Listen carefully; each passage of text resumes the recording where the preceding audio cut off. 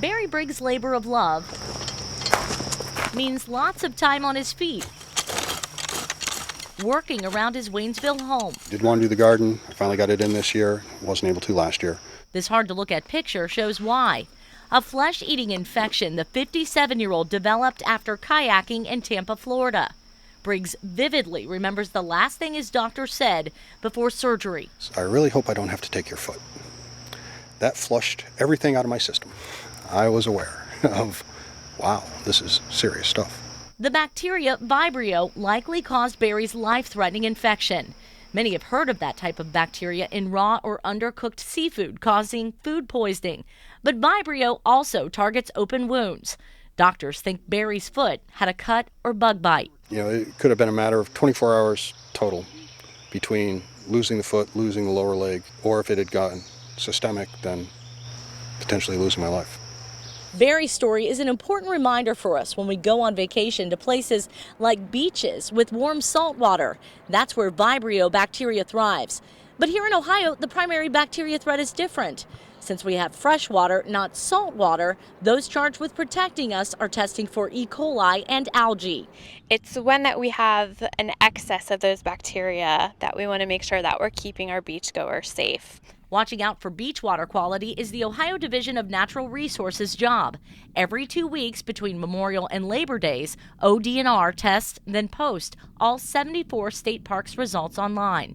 If we see a problem, and if those results come back high from that sample, we will test more often.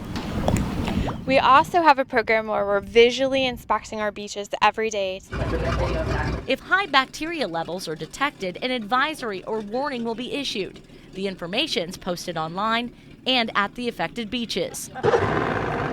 On this day last month, all Cedar Creek Lake bacteria levels were normal. When they definitely tell me there's something in the water, I'm not going. If it were above acceptable levels, we would go boating. I would go boating, but I wouldn't swim in it or, get in the water at all. Wouldn't let my family do that. With good reason. Water with high E. coli and blue-green algae levels can leave you with stomach and earaches, headaches and rashes, even dizziness.